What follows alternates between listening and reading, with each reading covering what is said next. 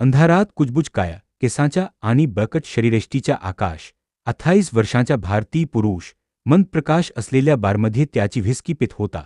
त्याच्या काचेतील बर्फाचा आवाज त्याच्या विचारांच्या लीट प्रतिध्वनित होत होता.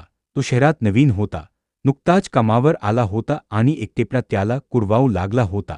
तेवढ्यात त्याने तिला पाहिले. रिया, लांब लहरिका. आणखी एक फेरी, मुली, आकाशने ऑफर दिली. बारटेंडरकडे हात पुढे केला. रिया त्याच्याकडे वळली. तिचे डोळे त्याच्याशी जुळले आणि हसली. धन्यवाद, ती म्हणाली. तिचा आवाज मखमलीसारखा गुगुईत होता. रात्र उलटत असताना ते बारच्या एका शांत कोपऱ्यात सापडले. त्यांचे शरीर जव आले होते, त्यांचे आवाज मंद होते. आकाशने पे घेण्यासाठी हात पुढे केला तेव्हा रियाचा हात त्याच्या अंगठ्याने घासला आणि ती मागे हटली नाही. उलट तिने त्याचा हात तिच्या अंगठ्याने झाकला. तिच्या अंगठ्याने त्याच्या त्वचेवर वर्तुळे काढली. तू इथे नवीन आहेस ना, तिने विचारले. तिचा आवाज कुजबुजण्याइतकाच वर होता. आत्ताच कामासाठी बाहेर पडलोय, आकाशने उत्तर दिले. त्याचे डोळे तिच्या हातातून कधीच निघत नव्हते. आणि तू जन्माला येऊन वाढला आहेस. रिया हसली. तिचा हात त्याच्या हाताकडे सरकला. तिच्या बोटांनी त्याच्या शर्टखालील स्नायूंना पकडले. काहीतरी असेच. त्यांच्यातील हवा विद्युत होती. तणाव स्पष्ट दिसत होता. आकाश आत झुकला. त्याचे ओठ रियाच्या कानावर आदले. मला एक कबुली द्यायची आहे, तो कुजबुजला. रियाचा श्वास रोखला गेला. तिचे शरीर त्याच्या जवळ दाबले. ते काय आहे? तुला चाखायला कसे वाटेल याचा विचार मी थांबवू शकत नाही, आकाश कुरकुरला. त्याचा हात तिच्या कंबरेकडे सरकला. त्याच्या बोटांनी तिच्या त्वचेला स्पर्श केला. रियाचे डोळे काय झाले? तिचे ओठ थोडेसे वेगळे झाले. आणि जर मी तुला सांगितले की मीही हेच विचार करत आहे तर?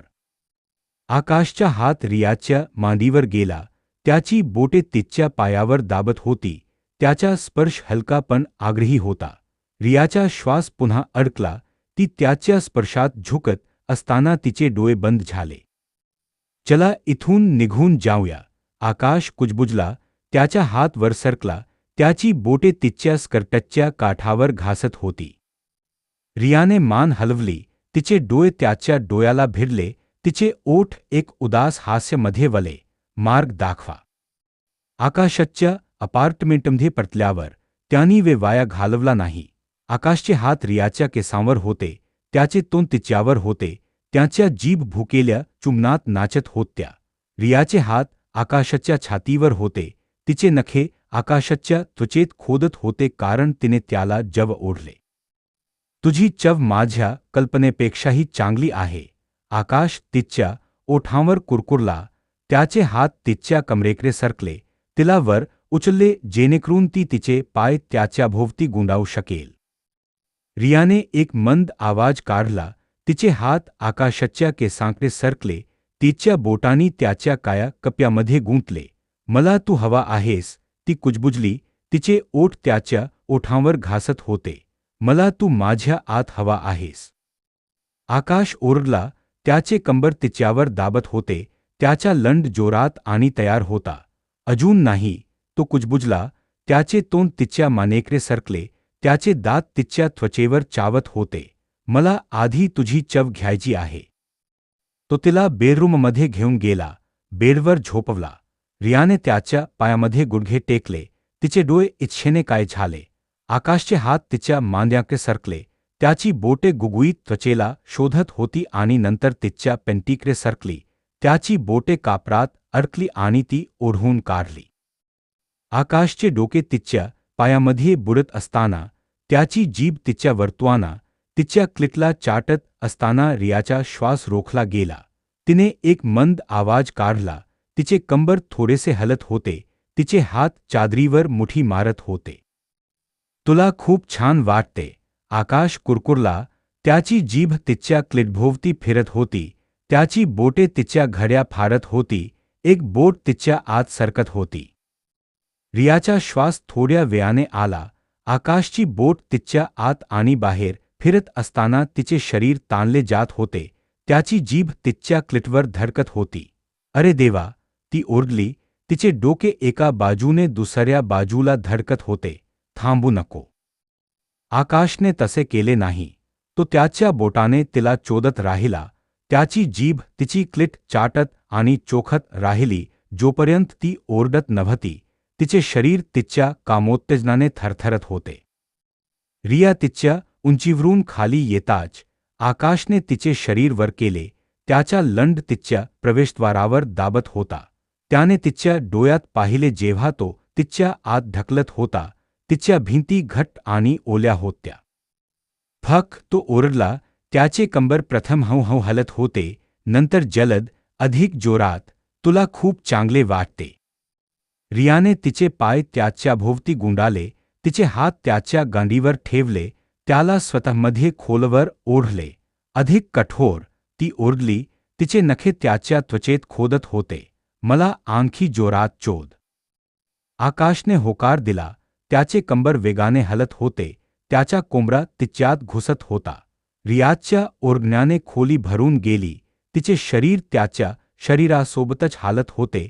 त्याचे शरीर घामाने चिरलेले होते. मी जव आहे. आकाश कुरकुरला. त्याचे शरीर ताणले जात होते. हो, रिया ओरडली. माझ्या आत कमरेसारखे. मला तुझे वीर्य अनुभवायचे आहे. आकाश ओरडला. तो येताच त्याचे शरीर थरथर कापत होते. त्याचा कोंबडा तिच्या आत धडधडत होता. रियाचे शरीर पुन्हा ताणले गेले. तिच्या स्वतःच्या कामोत्तेजना तिच्यातून फाटला. तिचे शरीर तीव्रतेने थरथरत होते. ते बेडवर कोसले. त्याचे शरीर एकमेकांत गुंतले होते. त्याचे श्वास खरबरीत श्वास घेत होते. आकाश तिच्यातून बाहेर काढला. त्याचा कोंबडा अजूनही जोरात. त्याचे शरीर अजूनही अधिक हवे होते. पुन्हा एकदा तो कुजबुजला. त्याचे तोंड तिच्या भुकेल्या चुंबनाने पकडले. रिया त्याच्या ओठांवर हसली. तिचे शरीर आधीच त्याच्या विरुद्ध हालत होते. आधीच आणखी तयार होते. रात्र अजून संपलेली नव्हती. पहाटेचा पहिला प्रकाश पडद्यावरून बाहेर पडताच आकाश आणि रिया अजूनही एकमेकांच्या अंगात अडकले होते. त्यांचे शरीर तृप्त झाले होते, पण एकमेकांबद्दलची त्यांची इच्छा अजून शमलेली नव्हती. आकाशने रियाकडे पाहिले. तिचे केस विस्कटले होते. तिचे शरीर घामाने चमकत होते. तिचे डोळे झोपेने जड होते, पण तरीही इच्छेने चमकत होते. आपण कदाचित थोडी झोपायला हवे, तो कुजबुजला. त्याचा हात तिच्या हातावर नमुने शोधत होता. रिया हसली. तिचे डोळे फरफरत होते. आता थोडा वेळच, ती कुजबुजली. पण जसजसा सूर्य वर येत होता, आकाशला माहीत होते की ते दिवसभर अंथरुणावर राहू शकत नाहीत. अनिच्छेने तो रियापासून दूर गेला. त्याचे शरीर आधीच तिची आठवण करत होते. मी तुला घरी घेऊन जावे, तो म्हणाला. त्याचा आवाज झोप आणि इच्छेने कर्कश होता. रियाने डोळे उघडले. तिच्या ओठांवर एक मंद हास्य होते. ठीक आहे, ती कुजबुजली. तिचे शरीर आधीच त्याच्याकडे सरकत होते. तिचे हात त्याच्या भोवती गुंडाळले जात होते. त्यांनी पटकन कपडे घातले. त्याचे शरीर अजूनही एकमेकांसाठी वेदना करत होते. त्यांचे मन आधीच त्यांच्या पुढच्या भेटीची योजना आखत होते. आकाशने रियाला तिच्या जागी नेले. त्याचा हात तिच्या मांडीवर होता. त्याच्या बोटांनी तिच्या त्वचेवर नमुने टिपले होते. तो तिच्या इमारतीकडे येताच त्याने तिच्याकडे पाहिले. त्याचे हृदय त्याच्या छातीत धडधडत होते. मी तुला पुन्हा पाहू शकतो का, त्याने विचारले. त्याचा आवाज कुजबुजण्यापेक्षा थोडा जास्त होता. रिया हसली. तिचा हात त्याच्या चेहऱ्यावर फिरत होता. तिचा अंगठा त्याच्या ओठांवर टिपला होता. जर तू काल रात्री केलेल्या सर्व गोष्टी करण्याचे वचन दिलेस तरच, ती कुजबुजली. आकाश हसला. त्याचा हात तिच्या कंबरेवर सरकला. त्याच्या बोटांनी तिच्या त्वचेला स्पर्श केला. डील, तो कुजबुजला. त्याचे ओठ एका मऊ, सौम्य चुंबनात तिचे ओठ पकडत होते. रिया निघून जाताना आकाश तिला जाताना पाहत होता. त्याचे शरीर आधीच तिच्यासाठी वेदना करत होते. त्याचे मन आधीच त्यांच्या पुढच्या भेटीची योजना आखत होते. त्याला माहीत होते की ही फक्त सुरुवात आहे. त्यांच्या उत्कटतेची रात्र ही आणखी तीव्र, अधिक आश्चर्यकारक गोष्टीची सुरुवात होती.